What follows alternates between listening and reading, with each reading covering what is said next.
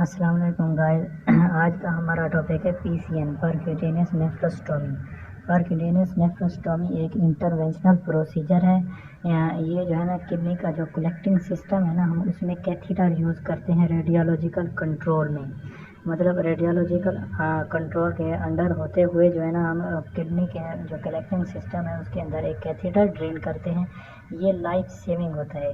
अगर हम इसकी इंडिकेशंस की बात की करें तो इंडिकेशन में हमारे पास जो है ना, यूरिटरिक ऑब्स्ट्रक्शन हो गई है, रेनल या यूरिटरिक ऑब्स्ट्रक्शन हो गई है ड्यू टू कैलकुलस या स्ट्रक्चर की वजह से, या न्यूप्लाज्म की वजह से कोई बिनाइन हो गया या मिलिग्नेंट हो गया किसी भी वजह से, या पेशेंट यूरिनरी सेप्सिस वगैरह, अगर पेशेंट को पस वगैरह आ रही है तो हम उसके लिए यानी कि पायोनेफ्रोसिस वगैरह में हम ये यूज़ करते हैं। और एसोसिएटेड विद रेनल फेलियर, अगर कोई रेनल फेलियर हो गए तो हम इसकी सिम्टम्स को रिलीव कम करने के लिए हम ये प्रोसीजर करते हैं। उसके बाद जो है ना, provide access to the upper urinary tract, मतलब अपर यूरिनरी ट्रैक्ट तक हम एक्सेस हासिल करने के लिए इस प्रोसीजर को यूज़ कर सकते हैं। अगर परक्यूटेनियस स्टोन को रिमूव करना हो हम उसके लिए करते हैं, नेफ्रोस्कोपी के लिए या बायोप्सी वगैरह के लिए करते हैं। बायोप्सी डिफरेंट टाइप्स की होती है, मतलब कोर काट बायोप्सी वगैरह कर सकते हैं। उसके बाद जो है ना, हम इसमें कोई भी पीस वगैरह, कोई भी मैस है उसका पीस रिमूव करने के लिए हम बायोप्सी वगैरह यूज़ कर सकते हैं। उसके बाद जो है ना, पस वगैरह को ड्रेन करने के लिए हम यूज़ कर सकते हैं, बायोप्सी वगैरह करते हैं। उसके बाद यूरिट्रिक स्टेंट इंसर्शन, अगर मतलब यूरिटर वगैरह की ऑब्स्ट्रक्शन हो गई है तो हम इन स्टेंट वगैरह इंसर्ट करते हैं किडनी में, यूरिटर में। तो स्टेंट की इंसर्शन करनी हो तो भी हम पीसीएन यूज़ कर सकते हैं, ये प्रोसीजर करते हैं। उसके बाद डायलेटेशन और यूरिट्रिक स्ट्रक्चर या पीयूजे ऑब्स्ट्रक्शन, पीयूजे मतलब पेल्विक यूरिटर जंक्शन, इसके लिए हम कर सकते हैं। उसके बाद जो है ना, डाइवर्ट यूरिन को डाइवर्ट करने के लिए हम ये प्रोसीजर यूज़ करते हैं। मतलब अगर यूरेटर वगैरह लीक हो रहा है या यूरिन ट्रैक किसी भी जगह पर कोई लीक हो रहा है या फिस्टूला वगैरह बना हुआ है तो हम उसके लिए करते हैं। फिस्टूला बेसिकली एबनॉर्मल कनेक्शन है बिटवीन दो स्ट्रक्चर के दरमियान ये एबनॉर्मल कनेक्शन बन जाता है, इसे हम फिस्टूला कहते हैं। उसके बाद जो है ना, रिकवरेबल फंक्शन डिजीज़ किडनी में हम रिकवरेबल फंक्शन के लिए हम कर सकते हैं, जैसे नॉन इन्वेसिव टेस्ट, कोई भी नॉन इन्वेसिव टेस्ट अगर अनहेल्पफुल है तो हम ये प्रोसीजर करेंगे, क्योंकि ये कम हार्मफुल है, इतना ज़्यादा इफेक्ट्स इसके नहीं होते। उसके बाद response to PCN percutaneous nephrostomy, ये डिसाइड करती है कि हम नेफ्रेक्टमी कहाँ पे करेंगे। अगर किडनी को रिमूव करना हो तो वह हम कैसे करेंगे, वो ये डिसाइड करती है हम किस लेवल पे जाके करेंगे। और करेक्टिव सर्जरी भी इसकी इंडिकेशन में आ जाती है।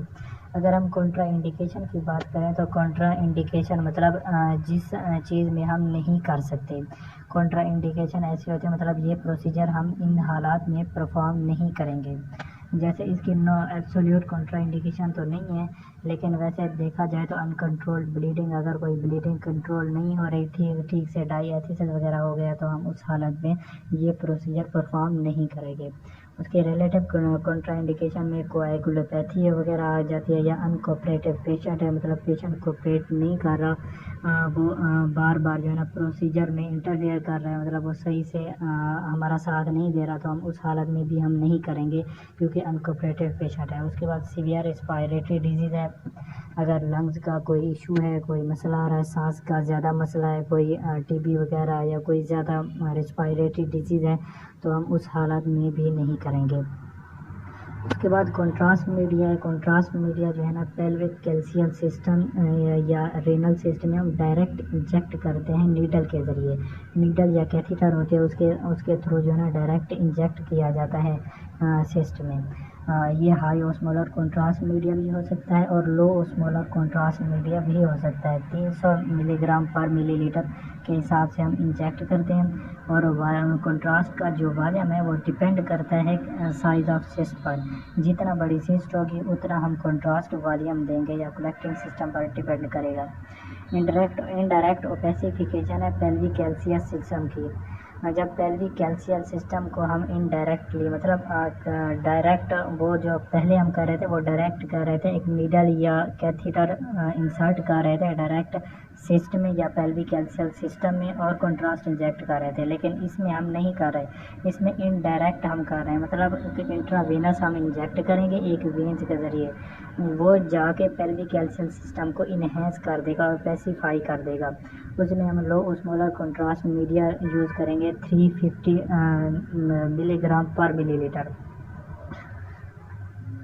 अगर हम इक्विपमेंट्स की बात करें तो इसमें हम अल्ट्रासोनोग्राफी हम यूज़ करेंगे, फ्लोरोस्कोपी यूनिट्स वगैरह हम यूज़ करेंगे इसमें, और इसमें लोकल एनेस्थीसिया देंगे जिसमें 2% लिग्नोकेन वगैरह आ जाता है। उसके बाद पंक्चरिंग नीडल जो होती है ना वो कोएक्सियल होती है, कोएक्सियल नीडल होती है या कैथीटर सेट होता है, शीथड भी इसे कहते हैं 18 गेज नीडल, क्योंकि तकरीबन हम प्रोसीजर में 18 गेज नीडल ही हम यूज़ करते हैं। हम जैसे कंट्रास्ट मीडिया अगर इंजेक्ट करना हो तो उसमें भी हम 18 गेज मेजॉरिटी यूज़ करते हैं, और इस प्रोसीजर में भी हम 18 गेज नीडल यूज़ कर रहे हैं। उसके बाद ड्रेनेज कैथीटर है, एटलीस्ट 7 इंच इसका साइज़ होना चाहिए, ये पिग टेल कैथीटर होनी चाहिए, इसके मल्टीपल साइड होल्स होते हैं। गाइड वायर्स की बात करें तो ये कन्वेंशनल एंजियोग्राफिक स्टिफ वायर होती है, और डायलेटर हम इसमें यूज़ करते हैं जिसकी रेंज 7 से 9 इंच होती है। आप देख सकते हैं ये गाइड वायर भी दी हुई है, ये कैथीटर वगैरह भी यूज़ दिए हुए हैं इधर। उसके बाद पेशेंट प्रिपरेशन है। पेशेंट प्रिपरेशन में सबसे पहले ये आता है कि आपने पेशेंट से हिस्ट्री लेनी है कि आया कि आपने सुबह से कुछ खाया तो नहीं है। प्रोसीजर से 4 से 6 घंटे पहले कुछ भी नहीं, सारी चीज़ें बंद करवा दी जाती है, मतलब कुछ भी नहीं खाना होता, पेशेंट खाली पेट होना चाहिए। प्री मेडिकेशन जो भी होती है ना वो एहतियाती तौर पे वो बंद करवा देनी होती हैं। उसके बाद प्रोफाइलेक्टिक एंटीबायोटिक्स भी बंद करवा देनी होती हैं।